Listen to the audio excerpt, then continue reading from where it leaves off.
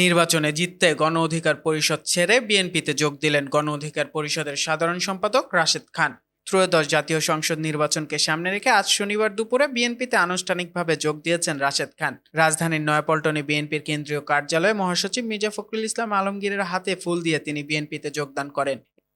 এর আগে শুক্রবার গণ অধিকার পরিষদের সব পদ থেকে পদত্যাগ করেন রাশেদ খান। তার পদত্যাগ ও দলবদলের বিষয়টি নিশ্চিত করে গণ অধিকার পরিষদের সভাপতি নুরুল হক নূর নিজের ফেসবুক পেজে দেওয়া এক পোস্টে জানান, এটি নির্বাচনের কৌশলের অংশ এবং দলীয় সিদ্ধান্তের ভিত্তিতে এই পদক্ষেপ নেওয়া হয়েছে। পোস্টে নূর বলেন, রাশেদ খান বিএনপির প্রতীক ধানের শীষ নিয়ে ঝিনাইদহ 4 আসন থেকে নির্বাচন করবেন।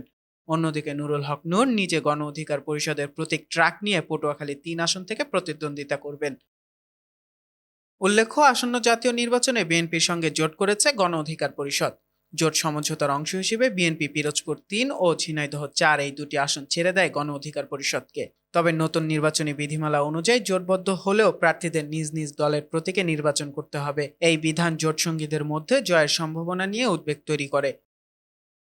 রাজনৈতিক বিশ্লেষকদের মতে এই বাস্তবতাই রাশেদ খানের দলবদলের অন্যতম প্রধান কারণ। বিএনপিতে যোগ দেওয়ার মাধ্যমে তিনি সরাসরি ধানের শীষ প্রতীকে নির্বাচন করার সুযোগ পেলেন, যা ঝিনাইদহ 4 আসনে তার অবস্থানকে আরও শক্তিশালী করবে।